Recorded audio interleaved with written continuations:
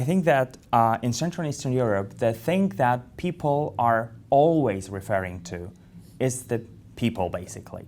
What are your experiences in how do you see the talents in Central and Eastern Europe, Kerry? Obviously, there's an excellent talent pool in Central and Eastern Europe, but there is still a problem with the scalability and the ongoing emergence of the right level and volume of talent that's going to be required by the global outsourcing marketplace. So those skills are changing really dramatically at the moment as well, globally. So the digital agenda is changing the sort of skills that are actually required, and there's a requirement now for more of the higher value knowledge workers to emerge rather than the data processing, more basic skills that have been required of yesteryear.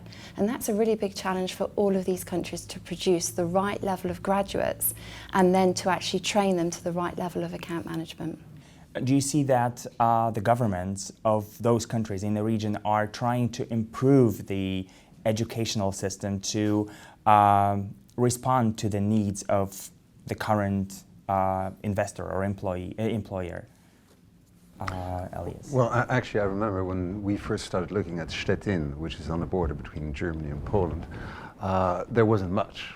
And our clients were wondering whether they would get the SAP skills, the language skills, and everything.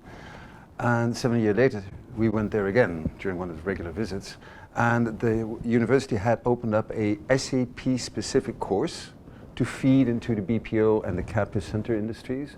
They had expanded the language skills because they figured out they were very interesting for Scandinavian Nordic companies. So indeed, there's a lot of Danish SAP skills at Polish rates coming into the market. In Stettin, other examples in Gdansk, and I'm sure Scott can speak to that as well. So I think at local level, at powiat level, at county, provincial level, things are happening.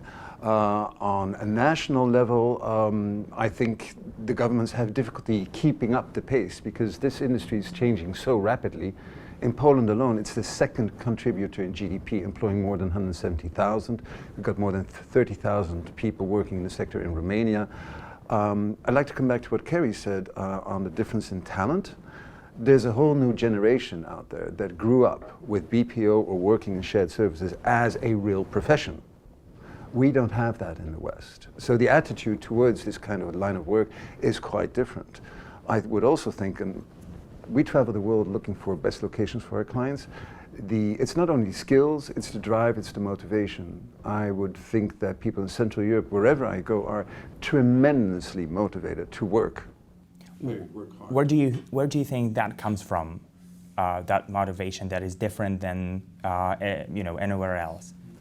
I think we've got a person in our middle that is much better placed to answer that. I mean, she is from the region. Iglika, what do you think? I think, for example, if we take Bulgaria as a case study on that, then this is a case where BPO industry has grown significantly over the past 10 years, from 0 employed to 35,000 employed in this case. And it is the multi-language skills and the IT skills, but as Kerry said, not just that. I think it's millennials also coming into this profession, as the millennials, they also think it's quite normal to change profession every 2-3 years or have more than one job actually. And this we see happening across both Sofia and the secondary cities in Bulgaria. It is becoming a culture. It's a multicultural, multi-generational thing that we see in these offices.